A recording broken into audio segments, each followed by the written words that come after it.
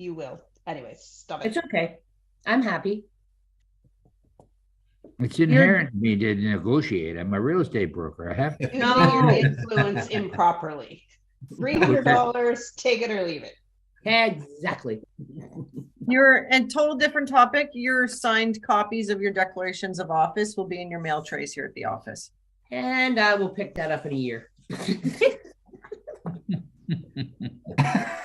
If you remind me, I'll deliver it to you. It's when okay.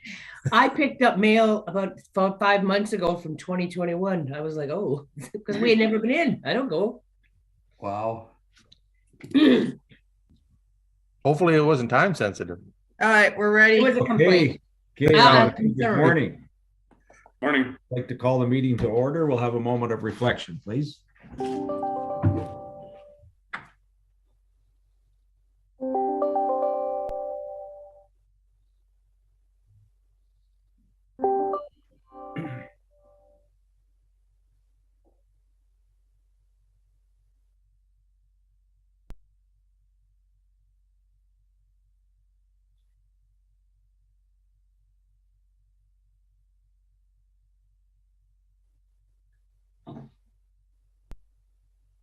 Thank you. No public meetings, no presentations. Oh, I forgot, disclosure of pecuniary interest. Does anyone have disclosure of pecuniary interest? Seeing none. Reports from officials. We'll go to H1.1, planning report number P22-042, read the More Homes Built Faster Act 2022 and other related provincial initiatives. And who would like to start? Oh, Ms. Woodrow. Actually, Mayor Burkett, if we could just adopt the agenda first, that would be great. Oh, I'm sorry. Madam Clerk. Thank you. That the special council agenda be adopted as circulated. Mover and a seconder, please. Uh-oh. Moved by Councillor Brennan, second by Councillor Jansen. All in favor? That is carried. Thank you. Thank you. Okay, Ms. Woodrow, I think you're going to speak. Thank you, Mayor Burkett. Good morning, and good morning, members of council. Actually, this report is a joint effort between myself, Ms. Mandeville, and Mr. Plunkett. And Ms. Mandeville is just going to provide some brief introductory remarks, and then we'll go from there. Thank you. Ms. Mandeville. Thank you, Mayor, members of council. Good morning. As everyone likely heard in the media, as well as this report on late November, Bill 23, the More Homes Built Faster Act, received royal assent. So essentially it is law now. This was part of the Ontario government's Ontario Housing Supply Action Plan. So essentially Bill 23 contemplated a lot of changes to various different legislation that's outlined in the report.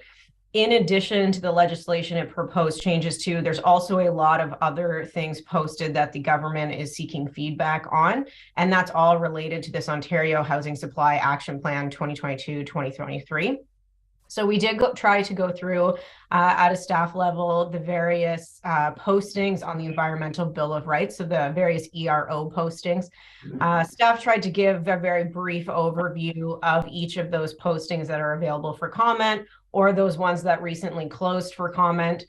In particular, we tried to provide a brief summary or explanation of how they would impact the Township of Severn. As members of council will see, there's a few there that really are beyond the geographical limits of the township, supplying water to Durham or whoever that is, York Region, for example, beyond the limits of the Township of Severn, for example. So there's quite a lot in this report. There's lots of ERO postings.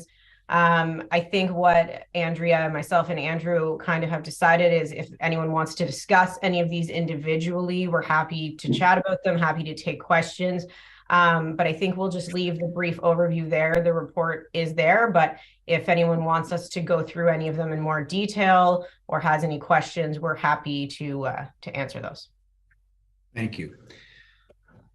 Councillor Brennan, did you want to speak? I was, I don't know, I was sort of opting to listen to are we going to have a discussion around this paper at this point in time? If you so choose, yes. And if there's I see. Okay. Well, then I choose to speak. How's that? All right.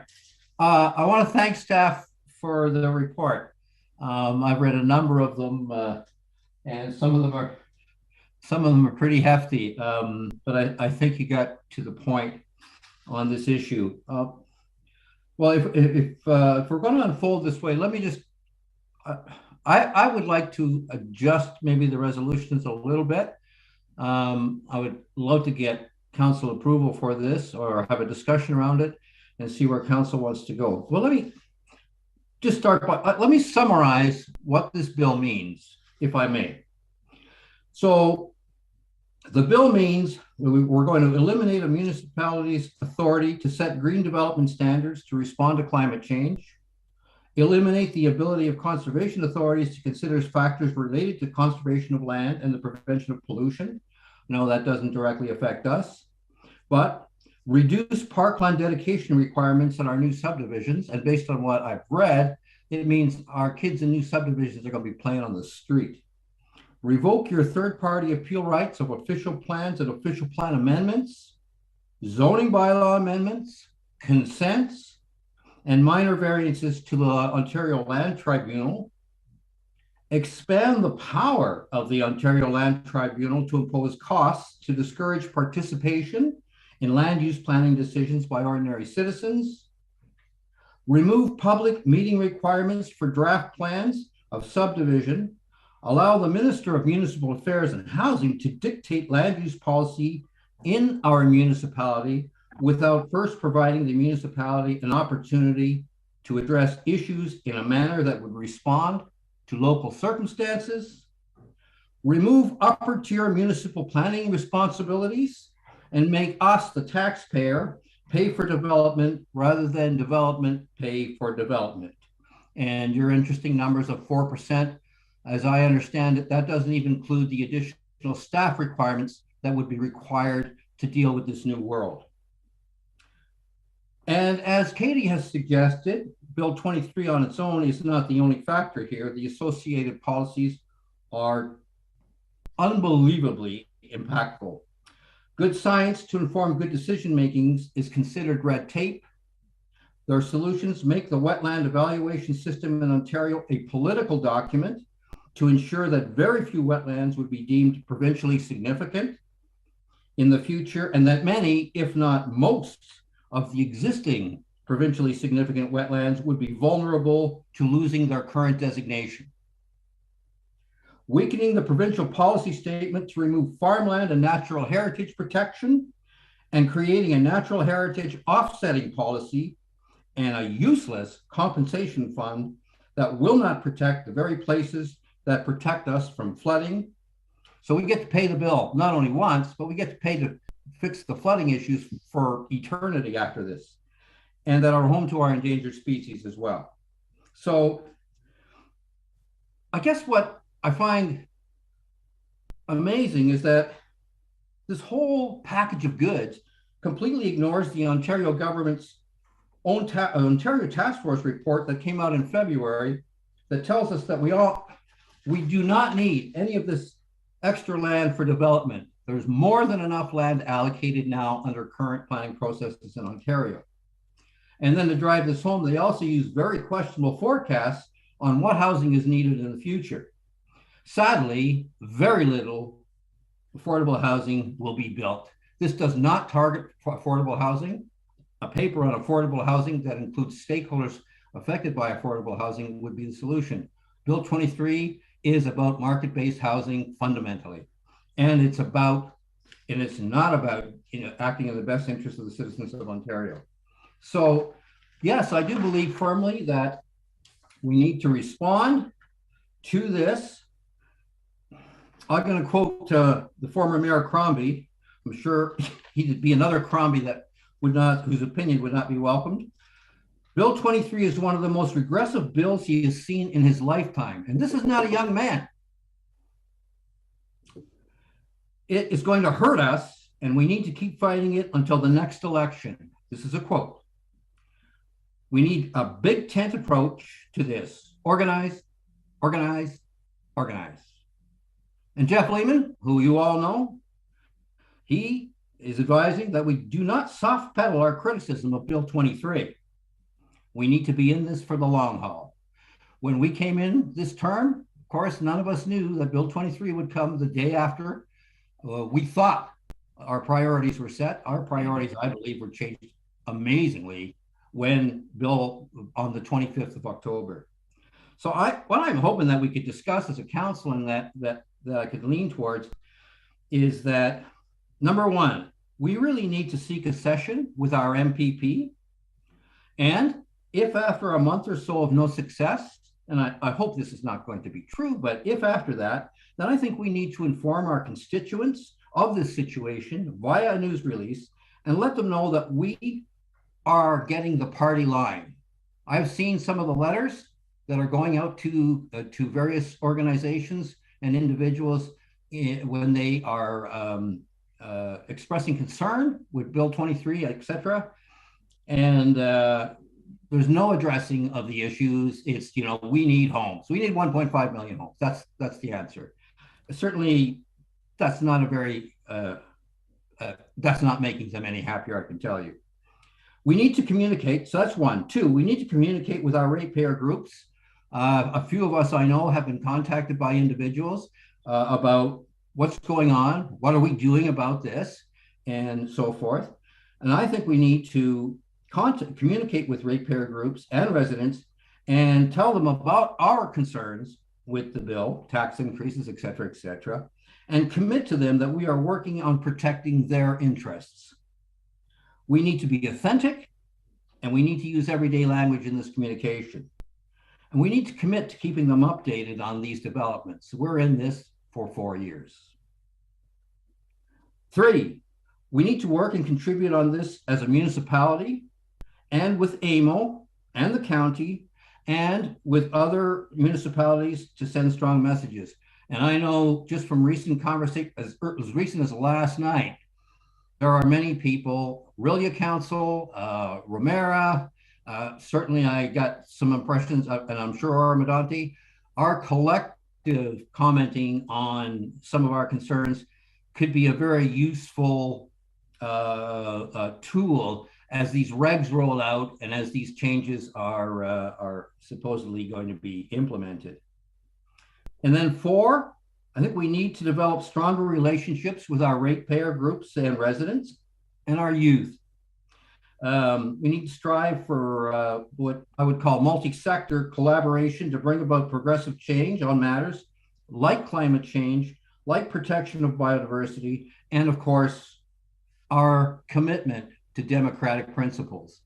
So, and this kind of cross collaboration is being very effective. I am on a group. There's something called the Climate Caucus, which is elected officials from across Canada that are doing some fabulous work through their efforts to develop stronger relationships. Nova Scotia is light years ahead of Ontario on climate change initiatives at the municipal level. British Columbia is also far ahead of us. There's some good people in the same that's working. And then, well, you know what? I'll just leave it at that. I throw that out and we'll see where you want to go with this. Thank you. Thank you. Thank you, Councillor Brennan. Mr. Plunkett, did you want to say something? I saw your hand. Thank you, Mr. Mayor.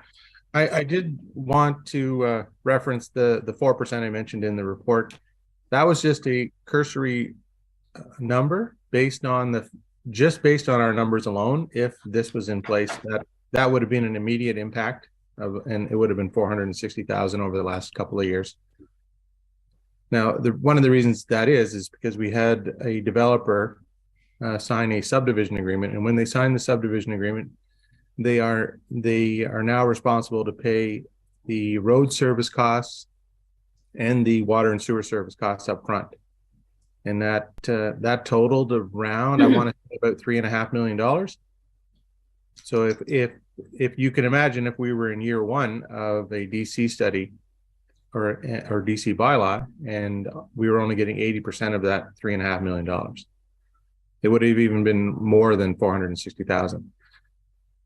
So I think if I was a developer in that situation and I knew I was about to sign a subdivision agreement, I would hold off signing it until you redid your new study. And now I can pay 80% of the DC charges instead of 100%.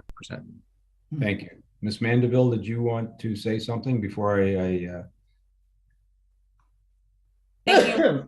Thank you, Mr. Mayor. I just wanted to speak to a couple of comments Councillor Brennan made. Thanks for your passion, I suppose, first.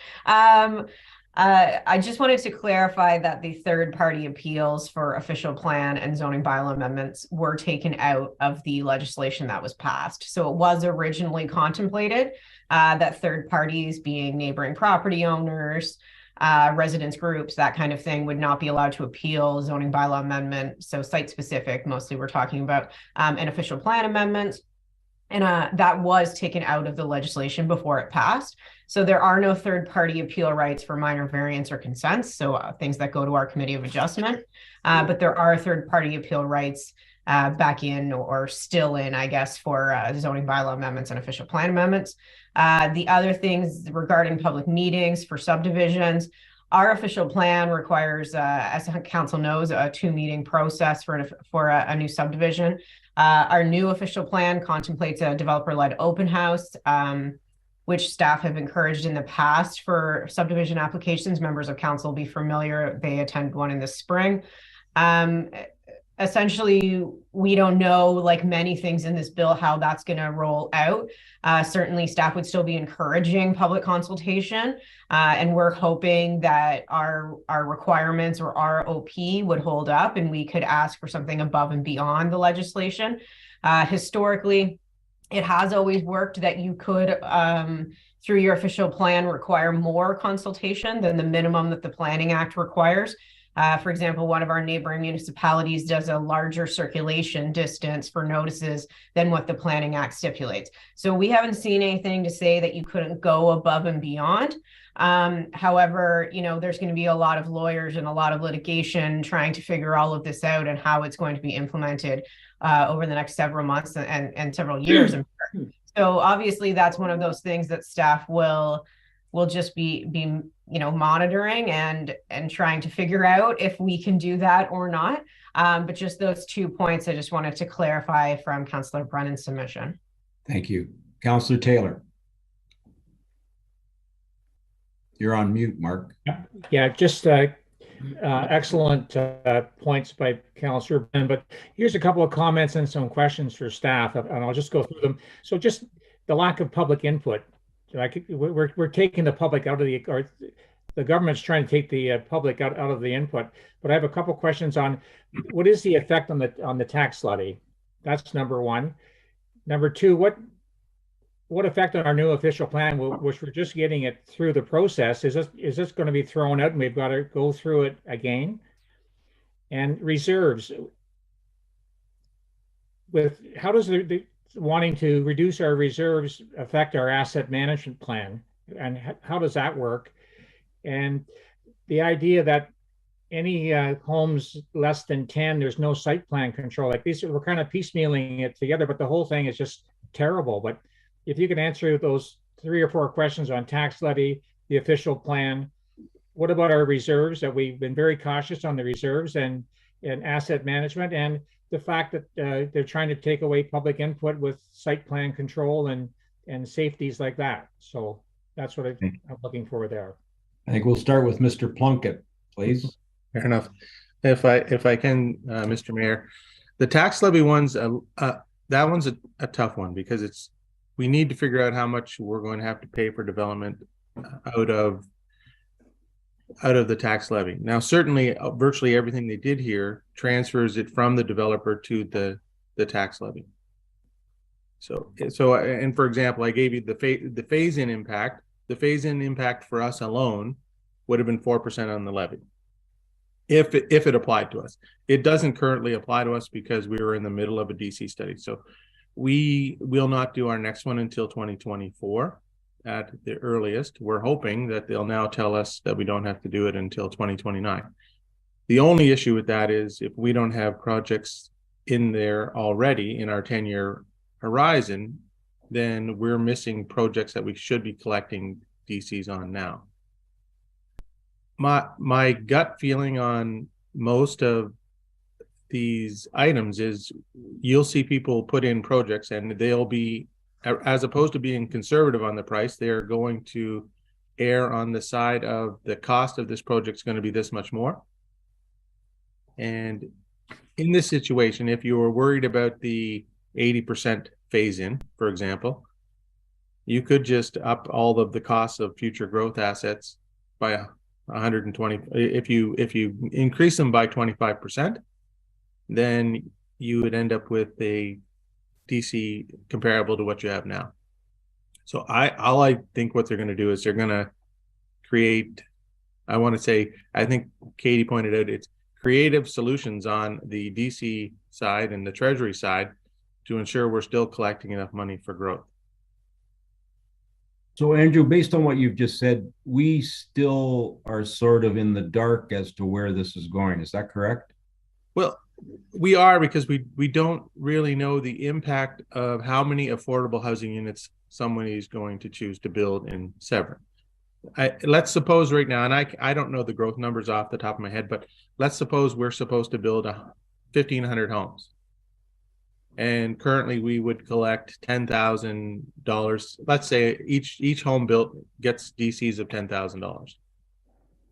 If suddenly half of those homes are exempt from DCs, then we'd generate half as much money. So you would get, instead of getting or I guess in this case 15 million, you'll get 7.5 million. So the other 7.5 million would have to come from the tax levy over time. Okay. But we don't know how many. Unfortunately, there's no way for us to tell how many of those houses will be, single detached family homes like's been going in now, or if they'll suddenly switch and start building affordable homes. Okay. And I guess for me, the other side of that is the developer will never sell a home at a discount. Yeah. He will sell it at fair market value. So ultimately the only one that benefits here is the developer, not the township. Now it's interesting though, because I had asked the question of our DC consultant, if suddenly this meant that, they'll now build more homes, so wouldn't we be able to collect additional DCs? And the answer to that was no, because so let's suppose you have, if we start with if we're going to build 1,000 homes, and now because we can build more affordable housing units, that number doubles to 2,000. Because they're exempt. So what we do is you would figure out if you've got 10, so let's suppose it's $10,000 for each one of those $1,000 homes. And you would think, well, now you're going to build 2,000, it should drop to 5,000. But it doesn't, because they're exempt, they're left out of the equation. So now you'd actually be in a position where you're now unable to collect even as much DCs on the first 1,000 homes as you were previously, but you wouldn't be able to collect anything on all of the exempt homes. And unfortunately, we have no idea how many exempt homes we're going to get, and right, there's no way to tell. You would think in a rural setting, we're probably not going to get that many.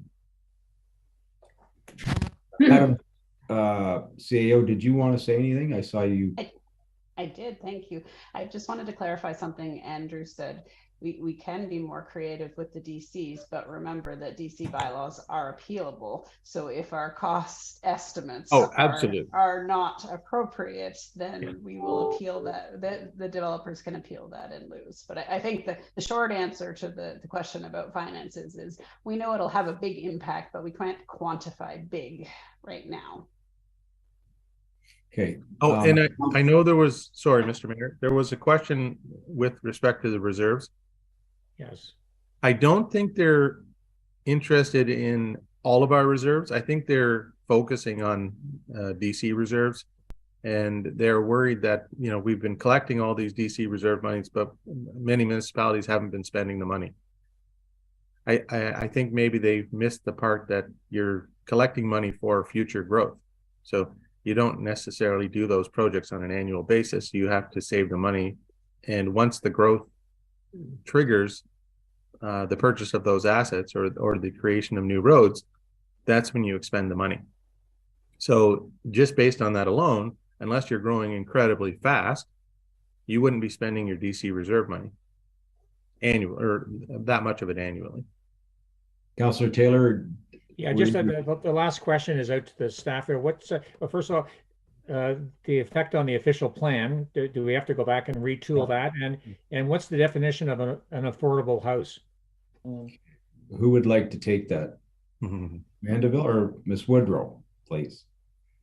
Thank you, Mayor Burkett. I'll just kick it off, and certainly Katie's our affordable housing representative too with the county, so she'll certainly jump in here as necessary. But so following council's adoption of our new official plan, we forwarded that to the county of Simcoe as the approval body. Then you fast forward and Bill 23 becomes enacted, and the county is now designated as an upper tier without planning responsibility. Although that's what they are by definition, that is not to take effect at the same time as Bill 23 was passed. That is to take effect later in the future on a date to be determined by proclamation. So we're continuing to move along as we normally would. After you forward your package to the county, typically they would like to meet with township representatives and our consultants to discuss any proposed friendly modifications to the document, and certainly putting several minds to the table and working through the document and sharing our experiences and our thoughts moving forward. Certainly we predict there will be some minor modifications, but those will come back before council for your final endorsement. So we'll continue as normal for now, given the county's role has technically not changed on paper, and we'll continue to work with them in that regard. Thank you. Ms. Vanderbilt, did you want to add anything? Thank you, Mr. Mayor. I was just taking some notes there as Councillor Taylor was speaking, so I do have a couple of things I could add to that. Through my work with the County Affordable Housing Liaison Committee, I think we're called, the county estimated a 4 to 5% tax increase on the county portion of the taxes to pay for their affordable housing projects over the next 10 years. So I think although Mr. Plunkett did a good, brief summary on how this would affect the township tax levy, our county councilors here also received something, I think, from the county last month in one of their reports, outlining how it would affect the county tax levy. So I just wanted to point out that difference. Mr. Plunkett was talking about developer-led affordable housing units and how they would be exempt from DCs. But of course, we all pay towards county-led affordable housing projects. That currently comes out of development charge money that the county collects. And as of November 28th, they're no longer allowed to collect that money. And as we all know, the county has ongoing housing projects right now that are under construction that they're funding through that project. So certainly, I think other than the township tax levy, there's going to be a large increase at the county level as well. Just on, I think Councillor Taylor also was talking about lack of public input and site plan control. So as council's aware, there was never previously input onto site plan control. However, staff certainly had a lot of input on site plan control, things like vegetation and landscaping, trying to plant more trees, native plants, all of that kind of thing. That's all to be determined on if we can still implement that, especially in our larger housing developments. Again, it's all to be seen. Our current opinion is if the development has more than 10 units, hopefully we can apply site plan control. However, again, that's going to be some lawyers' opinions and to be determined. Similar if we have an existing subdivision agreement or an existing condominium agreement that requires site plan control, we're hoping that existing agreement means we can still proceed with those site plans. That's our initial take on the situation. However, we haven't had a lawyer, weigh in on that certainly. And I'm not sure a lawyer wants to at this moment weigh in on that without kind of seeing where some things fall. But certainly in my professional planning opinion, it would seem that they believe that the current provincial government believes that public input is red tape. And basically public input is slowing down the process. And therefore we should try to remove some public input, and we should try to remove input of all planning professions or related professions is essentially what it kind of sounds like to me. So Certainly, I think Councillor Taylor, those were good points there. Thank you. Any further comments, Member Taylor or Councillor Taylor? Just the last one I kind of echo what Member Brennan was saying, that I think it warrants a meeting with council and staff with our local MPP. Thank you. Councillor Cox. I just wanted to know, there's a lot of things that were spoken about, and I know that Councillor Brennan had a lot of environmental concerns, which I do too, but I think there's a lot of planning concerns and financial concerns on our part. There was a talk that Steve Clark said that he didn't say it. He alluded to the fact that they may top us up for anything we're going to lose, which the city of Barrie said that they sent they had a motion which did refer to the fact that they would like to know what's going on that part. The other one is when Andrew was talking about development charges reserves, the city of Ottawa is sitting on millions of dollars of reserves, and this is what Clark has said. They want to audit the bigger ones, because I'm assuming, and then you look at the county, their development charges, and they're negative. They've spent and overspent their development charges. So I don't know what's going to happen to them. What my concern is, I would like to know what our staff feel are the concerned areas for Severn, and what recommendations we should make to the province on our concerns. And I did read on page 7 of 14 about the government is proposing to integrate the provincial policy statement and a place to grow.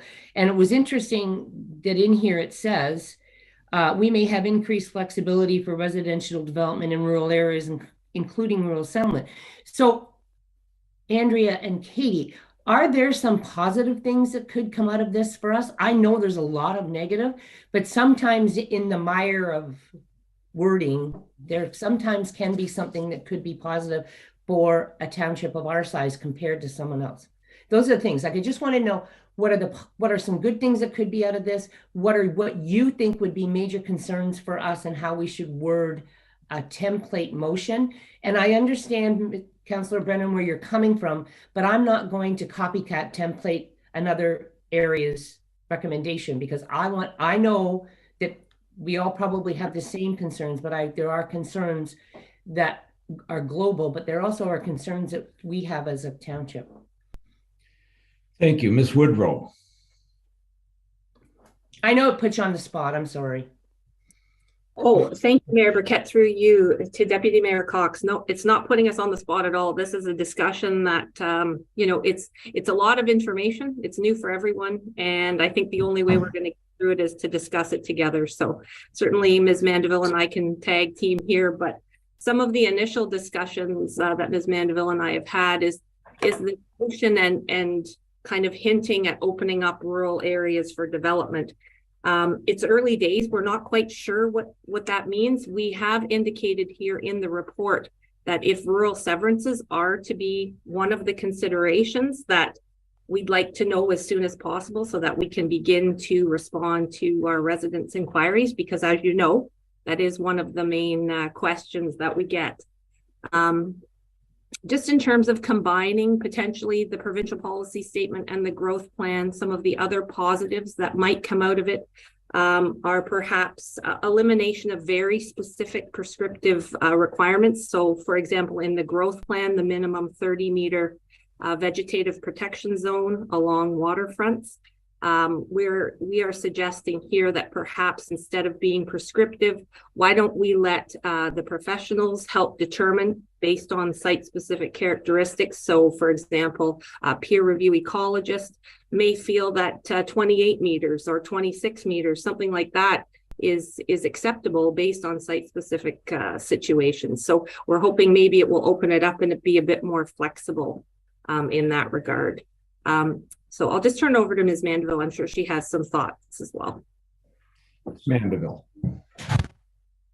Thank you, Mr. Mayor. I think Ms. Woodrow captured the kind of things we're looking at as positives. I know council and members of our public certainly want to see a lot of rural severances. However, I think it's important for our council to think about what that would mean for our township and how that would impact our township. You know, if something like this came down tomorrow and all of a sudden everyone could have a rural severance, I don't know how the Township of Severn would do that, because there'd be 5,000 people lined up at the front counter to submit their severance application. And, you know, even if you don't know a lot about land use planning principles, having all of our concession roads covered in houses is just not good planning, right? So we need to figure, like, if they are going to open up rural severances, which I think they should, you know, if there's land that's not good for natural heritage features, you know, it's not good for farming, it is a rural piece of, you know, essentially scrubland that doesn't contain habitat, it doesn't contain, you know, everything else we look at from a planning perspective. Could you have one lot there? Sure. However, we need to figure out how that works for Severn if that's something that's going to occur. So I think there are some positives that could come out of it. Certainly the natural heritage policies in the growth plan. We've all talked about at this council table before that we feel like they're too prescriptive and it doesn't give property owners the ability to do their own on-site evaluation for their own property. Certainly, you know, using a peer reviewer of the townships and their own environmental consultant, lots of times that's how we get great results and great impacts for the environment out of that kind of process. So allowing more flexibility there is certainly something we hope will come out of this process. Essentially, those I think are the two really only positives so far we've seen out of this example. Hopefully, Madam CAO maybe has some other comments on that. Madam CAO. Thank you, Your Worship. I think the planning staff have done a great job, and I wouldn't, they know planning way better than me. I just wanted to circle back to the Deputy Mayor's comment about the top up. I think council definitely should ask a question about the top up, because what I've read is the Ford government is doing an audit of bigger municipalities and will make them whole. There was no mention of smaller municipalities. So if they're taking away that, they can't make some municipalities whole and not others. So I think that is definitely something that we should comment on. Thank you.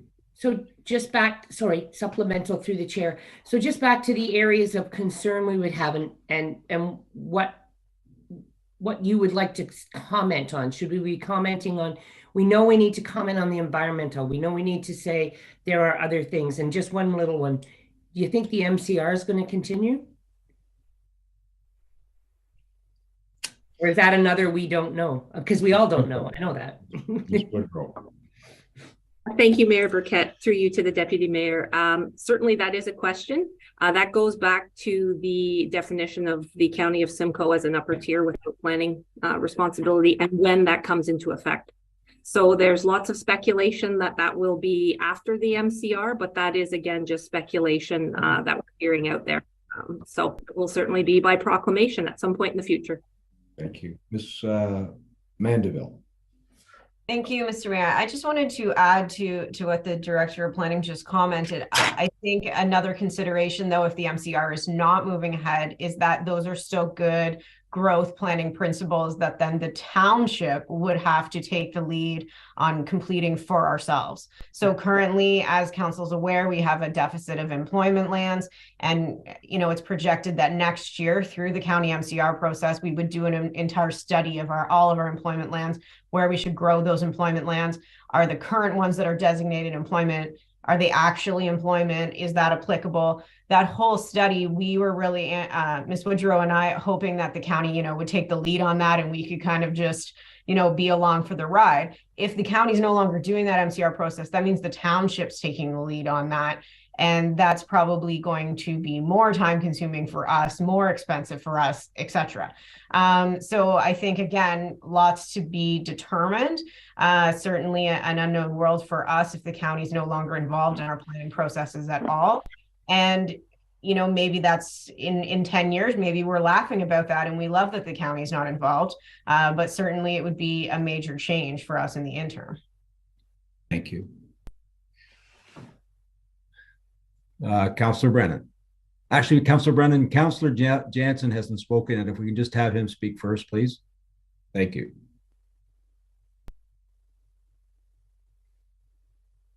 Thank you, Mr. Mayor.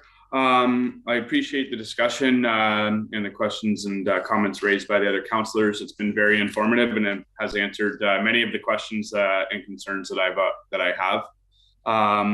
Something that I haven't heard yet is the impact on our parks and recreational master plan. I know there are comments in the report that talk about changes to the way that parkland or development and when parkland would be allocated or not. Is there going to be a major impact on our parks and recreational plan? And another comment is there's on the report that you put, there is some timelines for submissions. Does the township plan on putting forward submissions where we are able to? And I'd also like to mention, I agree with the invite to Minister Dunlop to come to our council and staff. I do think that would be beneficial and would allow us to directly ask questions of the province and hopefully have our concerns heard. Thank you. Who would like to take that question? Would you like me to answer it? That'll be sure. You know, if I could just speak freely, I think what I'm hearing is there's a lot of uncertainty with this Bill 23, and I understand that we need, and I understand Councillor Brennan's concern, and I hope that we have something drafted that is maybe concise and to the point, because I'm struggling with what we're going to say because of the uncertainty, right? Like, that's what I'm hearing. There's so much uncertainty as to what their plans are. So I'm not sure what we're going to send off to the province as our concerns, not knowing the outcome 2 or 3 or 4 or 5 months down the road. Or am I wrong by suggesting that? Madam CAO. Thank you, Your Worship. I'm hearing a lot of concerns from council. The challenge is the devil is in the details, which we don't have yet, but I think we can certainly write a letter to the province outlining the high level of our concerns. You know, we know we have concerns about environmental protections, about development charges. I've lost track of the others. So I think that's certainly doable. If council just sort of want to hit the highlights, and I think the report has hit the highlights. So I think just a general letter saying we have these concerns. I've heard a couple of times that you would like to meet with our local MPP. I think you need to think about how you want to approach that. You can do a small meeting you can invite the MPP to a small meeting with the mayor and the deputy mayor and planning staff, or you can invite her to council. I think you're going to get a different level of discussion, whether it's in the public face or it's private. So I'm just putting that out there for you to consider which direction you might think might be more effective for you. I think if you invite her to come to council, then she's going to read from the form letter that says what the minister's talking points are. So if you want to have a really good discussion, you may want to do it more privately. If you want to have a public discussion, that's fine. Just be aware that it'll be a different level of discussion. And we've seen that when we've had her before. Thank you, Madam CEO. But no, I think the concerns I have is just from listening to Andrea and Katie speak, even though the document has been passed, there's lots of uncertainty in the document itself, right? So are we premature? Like, I'm happy to send something on behalf of council with our concerns, but like, how far do we go with it? Like, how deep do we go? Because we don't even know if they're going to change this document in the new year based on what's been passed. That's my concern. And I don't know if we have an answer for that or not. Ms. Woodrow. Thank you, Mayor Burkett, through you and further to Madam CAO's points. I think we were careful to caveat throughout the report saying, well, we generally agree or generally disagree. It's still subject to further information that's going to be released, and we may have further comments. So I think as long as we caveat our comments to say, you may hear from us again, whether once or several times. We just put them on notice that, we can only comment on what we know so far. It's a lot of information, things are changing, and that they will likely hear from us again, maybe several times. Perfect, thank you. Councillor Brennan. Yes, thank you. Yeah, I agree with Laurie. I came from a world where we used to have town hall meetings, and they could be quite a circus. This is not what we want to do to the MPP. But we want to send some strong messages that get forwarded from the MPP to the rest of cabinet. And yeah, I think Laurie is hitting on it there. Probably a subcomponent of this committee meeting with her, even on her turf for that matter, would be more effective than a full blast. So yes, we don't know anything, but we know a lot. And we know there's some big trouble brewing in a lot of areas. I think, and Mayor Burkett, you've suggested in the past, we want to be nice. And I think that's important in our dealings. But to me, nice means professional. We don't want to soft pedal our concerns, and we want to be respectful, but we're not going to want to lower the bar on what we have to say. And, I want to add that this government has already indicated a lot of disrespect for the municipal governments of Ontario by releasing intentionally all of this on the 25th and then rushing all of this through before the new councils even had a chance to buckle their belts. So I don't feel too soft about saying, you know what, some of these things are definitely wrong and we would like to see them changed. End of story. I also agree with Deputy Cox. We shouldn't be sending in statements made by everybody else. I think the power is in us commenting ourselves. And of course, we do need to collaborate with partners to make things stick, like the county, like AMO, and so on, as I suggested earlier. So the only other thing I'd like to add, through you, Mayor Burkett, to Katie, I just have a couple of questions. You were asked the definition of affordable housing, and I wondered if you actually have one from your committee work. Unless I missed it, I don't think I heard it. Also, the employment area conversions. Since I've certainly lived in Severn, I've seen Aurelia, especially up in the North End here, convert employment areas to residential on the argument that they don't need the employment areas. So that almost sounds like a cute trick to add more residential development to me. So what happens then later when someone does an economic plan and says, well, we need some employment areas? Is that just a way to get around things? Or, is there some serious analysis done as to the future forecast between now and 2050 to ensure we do retain employment areas, for development? And that, I think, is it. Thank you. Thank you. Mr. Plunkett, would you like to speak first? You're muted, Andrew. You're muted. That doesn't happen very often. No. If I can, through the mayor to Councillor Brennan, I think a quick definition for Ontario is it suggests that housing is considered affordable if it costs less than 30% of a household's before tax income. So certainly in our neck of the woods, I would suggest that there's no affordable houses available, because it'd be hard pressed to believe that if you take the average income in our region, very few houses would meet that criteria. Ms. Mandeville. Thank you, Andrew.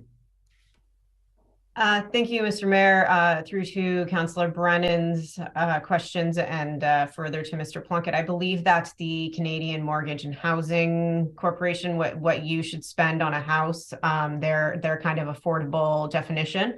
The County of Simcoe, through their 10-year plan for affordable housing, does have a definition. I can't remember it off the top of my head. I couldn't quickly find it. But this new Bill 23 changes to the Planning Act introduces a definition of affordable housing housing into the Planning Act. It's kind of complicated, to be quite honest. And our colleagues in Aurelia even speculated that likely no one will ever obtain that unless it's actually like an affordable housing developer, like someone who specializes in that and who understands that process. So to Mr. Plunkett's comments about, an entire housing development being exempt from DCs because it's an affordable development, in this neck of the woods, the only time we really see that is when it's a County Simcoe-led project. We don't see developers building affordable housing units like that. We more commonly see the secondary suites, like a basement apartment. Now the ability, of course, to build one of those in a detached building within Coldwater or West Shore. But there is the affordable housing definition in the Planning Act, summarized by a lawyer, is generally defined as being priced at no greater than 80% of the average price / rent in the year a unit is rented or sold. And I believe the counties is something very similar. I don't know if it's 80 or 70, but essentially it's affordable as compared to other houses. It's not affordable in terms of what you make, in terms of anything else. It's affordable in terms of it's only 80% of the average housing price for our area. So the county does have some stats on that, Councillor Brennan, in their housing plans, and they do break it up into townships and towns within the county. There also is this new term of attainable housing being introduced within the Planning Act. However, it's not defined yet. Like it's still to come. So we don't actually know yet what that's going to mean. So for those of you maybe who aren't as familiar with the Planning Act, generally speaking, the Planning Act is the legislation. It provides all this high level stuff, sometimes very detailed. And then there's what's called regulations, OREGs, as we call them, Ontario regulations. And that sometimes then gets into the nitty gritty. So likely an OREG will come that will define attainable housing. But again, we don't have any information on that or what that's going to mean at this point. Thank you. I just want to add to what Katie has said. So I sit on the Affordable Housing Committee at the county. And a few years ago, an affordable home was around $500,000. But what the county does is they look for developers that will build these affordable homes. I forget exactly how they work. Like Katie may know how this works, but I can't remember if they lend them the money to build these homes, and for a 20-year period, the rents are controlled by the county. They're subsidized by the county. And at the end of that 20-year period, the parcel of land is turned over to the developer. So I just can't remember how the dynamics work, and maybe Katie can shed some light on it. Ms. Mandeville. Yeah, thank you, Mr. Mayor. Correct. So there is a program. The county has lots of different programs. So as council's probably aware, they build units on municipal land or on donated land or on county-owned land, such as the project going up in Aurelia at the old ODCVI high school site. There was one, I think, recently completed in Victoria Harbor on a township-owned property. So the county builds these sites, but they also have a program similar, I think exactly what the mayor's talking about. If you as a private individual wanted to build an apartment in your house, you could apply to the county for funding, and then you basically enter into an agreement with the county that will be an affordable unit for 20 years. And there is subsidized programs to help you do that. And then it's a very complicated legal agreement about how much rent you'll charge and the type of tenant you'll have and all of that kind of thing. And you have to be in a certain income bracket in order to then qualify for that program. So there's a lot of different affordable social housing type projects the county leads. But again, that's all funded from development charges that are no longer applicable. So I'm not sure how that's working in the future. Thank you. Councillor Cox, did you want to speak? I just wanted to two things. The one concern I've been reading about is this decrease in development charges. Who really monitors that the developer is actually taking that decreased price out of his price and not just padding it in there? So it's all well and good to say, like, it's hurting us, but it's all well and good to say, well, this developer doesn't have to charge full development charges, but who's going back to say that he really didn't? And as Andrew said, they're the ones that are going to be putting money in their pocket compared to us. We're going to take the brunt, the taxpayers are. And my other one was, no one really answered Councillor Jansen's question about the recreation. Thank Ms. you. Woodrow.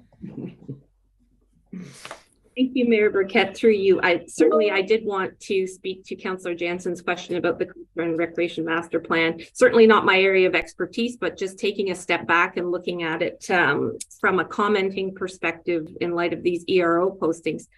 If a developer now is not in agreement with the township, for example, on specific lands to be designated for parkland as part of, say, a subdivision, they can now, as developers, appeal that to the Ontario Land Tribunal. But because we have a current Parks and Rec Master Plan, I mean, it's thorough and well done and recent, I think that would help us at the OLT to support our position and present a good case as for why we would stand behind the land that we had originally selected, or the committee, the Parks and Rec Master Plan committee had, suggested in the first place. So I think it's going to give us better grounds to stand on in the future, should we have to go there. And if amendments are required, certainly those would come back to council as we learn more information. So I just wanted to touch on that, although it's not, I do caveat, it's not my area of expertise. Thank you. Deputy Mayor Cox. Yes, sorry, supplemental, and through the chair to Councillor Jansen, we over the years have actually tried to take land instead of the payment. Like, I'm big on that one, because there's one day there won't be land. And for a long time, we always took money, cash in lieu. And I believe that it doesn't matter where you live, you still have to have some land. And when Director of Planning talked about the plan, I think I read somewhere that if you do have a plan, they like that, because that means that you're organized and you know what parklands you have, and then they aren't really going to come and say things to you. And there was something in there too about if private developer would pick the piece of property for a park, it said, even if it was on top of a roof. But they as long as they allow the public, and I think that was considered something they had to. And just one more thing, what are we going to do here? Are we going to put forward the concerns that are brought forward here, or is staff going to say to us, these are the biggest concerns we have, and how are we going to word it? So do any other members of council want to speak? Councillor McIntyre hasn't had a chance. Go ahead. Thank you, Your Worship. I'd like to go back to what Katie had to say with respect to the affordable housing definition from the county. I don't see anywhere in my vast experience as a realtor any developer stepping up and saying, I've got this lovely property and I'm going to do something with it to make it affordable. They can't be mandated to do it. They want to develop, and there's such a thing in real estate, and developers live and die by it. It's called the gross debt service ratio. That's the amount of money that comes through the door of a house and what they can afford to pay for a house. And even if we do find a developer who's a kind heart, the buyer, whoever they may be, still has to determine a down payment that fits within the total debt service ratio. Therefore, you've got a car, you've got a payment on, and some other debts. Affordable housing is going to be, based on market today, is going to be unattainable, not only here, because you won't find a house in this township that's not, unless it's in disrepair, you won't find a house that's $500,000-600,000. Everything's more. I can't see a builder building something that's affordable based on the material cost and so on, that to put a property in, like a row of townhouses that are affordable somewhere, and without looking at all the factors, being the debt and who's going to qualify for that. And I don't know who's going to be the judge of that. So affordable housing through our present provincial government is, in my view, it's a bit of a pie in the sky. I think it's a wish thing that they'd like to do, and we're living on the backs of all of that, because our taxes are going to go through the roof here if we don't get some development charges. So And finally, the other comment that Kate made with respect to the county may enter into an agreement with a homeowner, for instance, and they'll subsidize the build out of the basement or the side yard, whatever. The factors that come into play there are if the homeowner sells the home, becomes gets himself in trouble financially and changes hands, it will affect the value of the home for sure. And if it could be sold, and some people just run into health issues or they can't keep the house. If there's a restrictive covenant is on that, no matter whether the county's gone along with it or not, it's full of holes and racked with difficulties on getting it to go on. Is it, if you're in year 8 and you have 12 years to go and the seller has to sell the house, it's full of holes. I don't know how the county can even do that. I appreciate the time. Thank you. Okay, thank you. Madam CAO. I think Councillor McIntyre hit on something that we hadn't talked about that would be really good for the letter that we're submitting. Nothing in this bill advances more homes, and I've seen that in different places. So I think that's where we start. And I actually really liked the county approach to say we all support the idea of more homes and more affordable homes. So I think we start with that positive to say we applaud the government's sentiment. But we have concerns about the approach, and then we outline our top 3 to 5. Here's our concerns. Councillor McIntyre.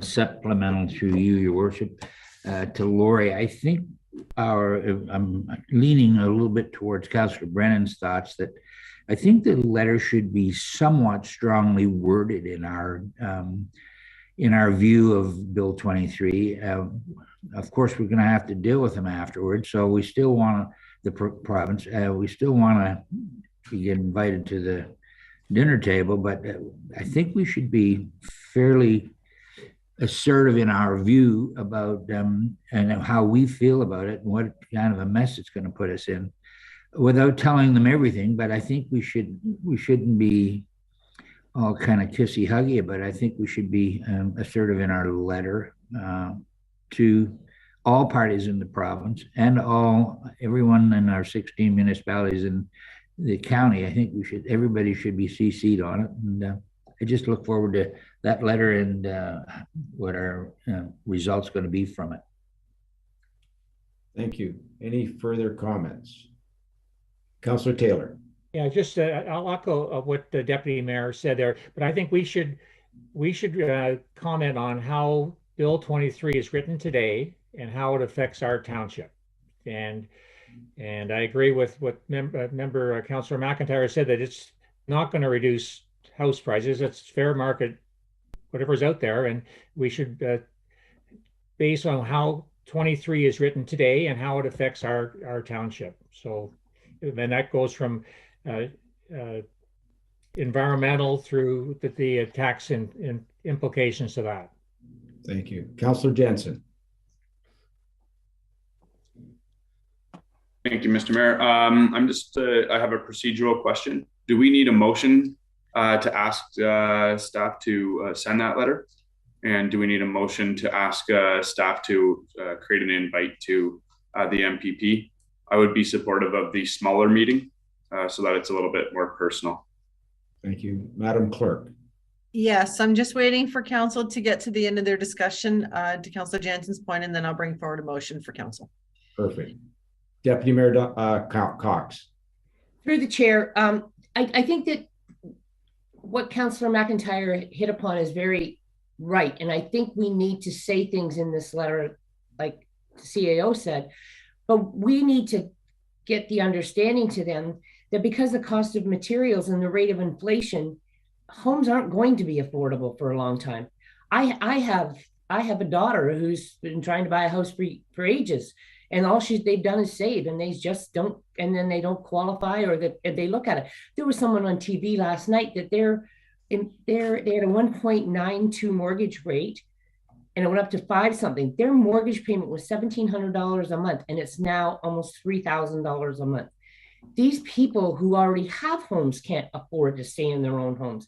And the province has to understand that, as Councillor McIntyre said, building them isn't even affordable for the average person, let alone a developer coming in. And in the town of Blue Mountain, 2 developers came forward and said, we aren't putting affordable housing in our development because it doesn't fit, and people wouldn't be able to afford the condo fees and everything else. So why would we pretend we're going to do it? So I think those types of things need to be in there that hit the real gut of what this Bill 23 is not doing. Anyway, thank you. So this is a great discussion, but there's so much involved to write this letter right at this moment, I would think, would I not, Madam Clerk? Is this something that maybe you should sit down with staff with, draft something, and then send it out to us? Is that something we should entertain, or should we just do a motion today if you're ready?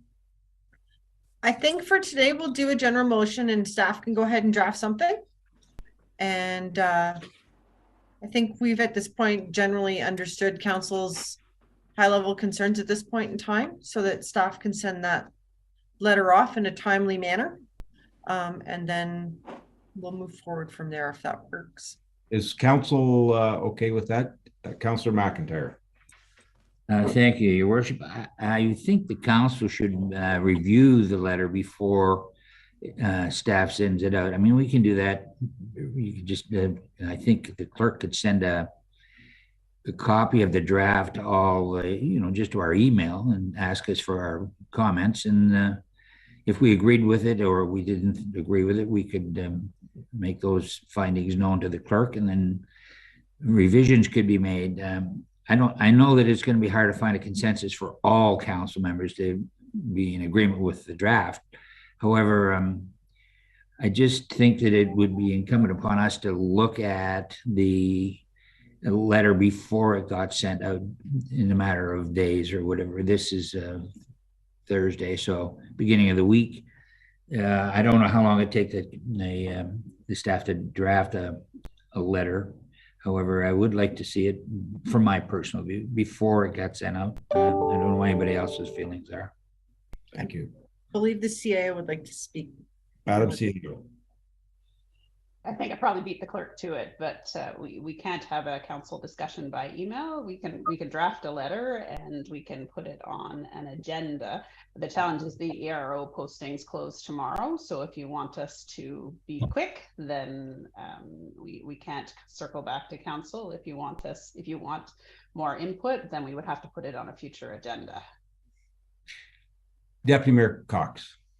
Through the chair to CAO, I think the consensus is we all know there's a problem with this bill, and we've all spoken about it, and I'm pretty sure that Katie and Andrea feel exactly the same way, and I'm pretty sure that they know what they need to say and to convey our views and have it sent to AMO and the other 16 municipalities. I just have that feeling, and I trust them on that.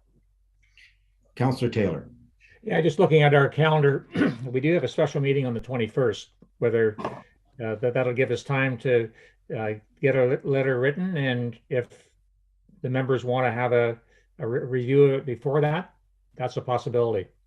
I think the deadline, Councillor Taylor, is tomorrow, is it not, Madam Clerk? Yeah. I think this is what the challenge is, Councillor Taylor. Next Tuesday. No, the deadline. No, it's tomorrow. Tomorrow. The 21st? The environmental registry comment period on a bunch of this, the deadline is tomorrow for submissions. Oh, so that's the timeline we're working with, is tomorrow. So, okay, Councillor Brennan, go ahead. Thank you, Mayor Burkett. Frankly, tomorrow's deadline doesn't concern me at all. They're not paying attention to those submissions anyway. I think if our staff need more time to do a comprehensive letter, I think it would be well worth the investment in time. And yeah, I agree with Councillor McIntyre. I'd like to have a look at it. I don't think there's a huge issue with us coming to a consensus on what would be in that document. Realizing that we're not going to paint the whole house in one piece of correspondence. We have this is a long road that we're going to be involved in this. The only other question I have, though, with regard to the letter's great. I think so. I mean, obviously it's up to council here, but yeah, I wouldn't be in a hurry. I think quality is better than speed in this case.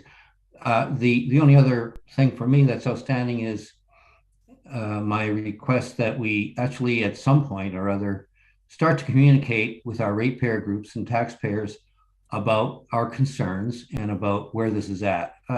People are confused. I know I'm knocking on doors right now, and I'd like to have an answer that it's got the backing of council as opposed to just, freewheeling it myself. And I think we would all appreciate that. We're all going to get these calls. Thank you. So I just want to ask, go ahead, Madam Clerk. So then if council is comfortable not submitting comments by the December 9th deadline, staff can draft a letter and put it on the December 21st special council meeting. It cannot make the 14th because that agenda goes out probably as soon as this meeting is done. So it's up to council as to whether or not they're comfortable missing that December 9th submission deadline. How does council feel about missing the deadline on the 9th? Any comments? Councillor Jansen. Through the chair, what would be the risks in missing that deadline? Madam Clerk. That I'm going to leave to the CAO. Madam CAO. I think probably nothing. I think Councillor Brennan is correct, and they're not necessarily listening.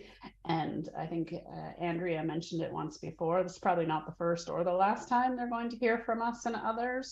So I think that's fine to wait. Thank you. Councillor McIntyre.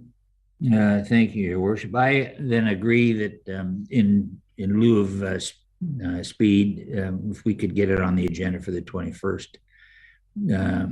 it might be of a benefit to us so we're all pulling on the rope at the same time. I think that maybe if we just peruse the staff's letter, I'm certain it's going to be a terrific letter. However, we're going to be asked the questions out in the wards about what have you done about it? What are you doing? What are you going to? Why are my taxes going to jump? We need to defend that by saying, well, we're foursquare against a number of things in Bill 23, not the least of which is the tax implications. And then, of course, after that, it just gets worse. So year 2, year 3, year 4. So I wouldn't mind having a peek at the letter, and if we could get it on the agenda, if the clerk could manage to get it on for the 21st, I'd be happy with that. Okay. So that is the case, and I think I have a motion for you based on where the discussions have gone today. So, Madam Clerk, further to Councillor Brennan's concern about some of the groups in our township that should be notified, and I'm not sure how we would do that. Would we just place something on our web page, or I'll let Madam CAO speak? Thank you. I think because we're going to draft a letter and it's going to come back to December 21st for council approval. After that, we can issue a press release that council has approved these comments on Bill 23. Perfect. Thank you. Okay, Madam Clerk, if you have a motion. Certainly. So the motion reads that planning report number P22-042 regarding the More Homes Built Faster Act 2022 and other related provincial initiatives be received, and the staff report back on Bill 23 and the related regulations as information becomes available. And further, that the township requests a meeting with the Honorable Jill Dunlop, MPP, to be held with Mayor Burkett, Deputy Mayor Cox, and township staff.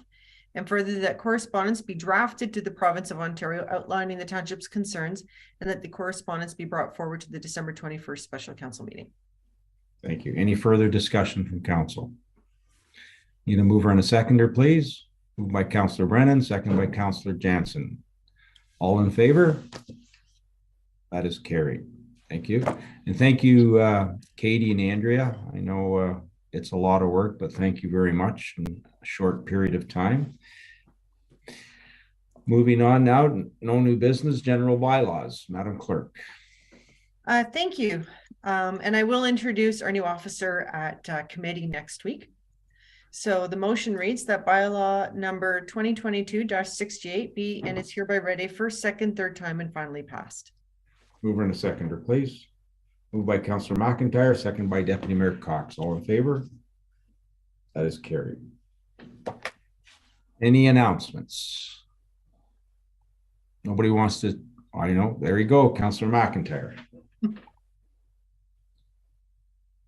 Thank you, Your Worship. Just a reminder that Deputy Mayor Cox has worked very diligently along with myself and our group for our parade. It's going to take place on Saturday, 6 o'clock, 6:30 in Mushego. We had a good meeting on the 5th about it Monday, and we're very cautiously optimistic that it's going to, in a short time that we've pulled it together, will go off without a hitch. I'm pleased to say that Deputy Mayor Keith Bell of Romero is going to be Santa Claus.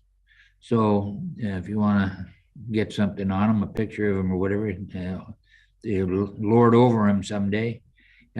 He's going to be in the parade, and we've invited, we'd like to invite all councillors, this council, to walk in the parade with us if you have the time. So that's my announcement for our parade. Thank you. Oh, and by the way, West Canal Road is having their annual food drive parade.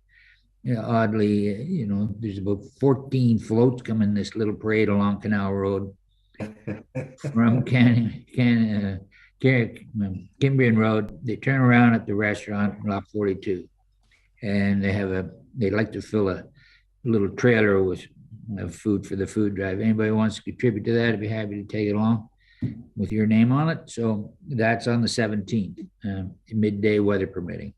Thank you. Thank you. Any other announcements? Deputy Mayor Cox. Yeah, through the chair. The West Shore is having their Santa Claus parade on Sunday, December the 18th at 1 o'clock. So, and I'm sure Wanda will get more information from Wanda on the 14th, but I just thought I would save the date. Thank you. Any further announcements? Okay, thank you. Confirmation bylaw, Madam Clerk. Thank you. Motion reads that bylaw number 2022-69 be and is hereby read a first, second, third time and finally passed. Mover and a seconder, please. Moved by Councillor Jansen, second by Councillor Brennan. All in favor? That is carried. Adjournment, Madam Clerk. Thank you. Motion reads that this meeting be and is hereby now adjourned at 10:16. Mover and a seconder, please. Moved by Councillor Taylor, second by Councillor McIntyre. All in favor? That is carried. Thank you, everyone. Enjoy the rest of your day. Mayor Burkett and Judith, we have a meeting at 11, but we can start early if you just give us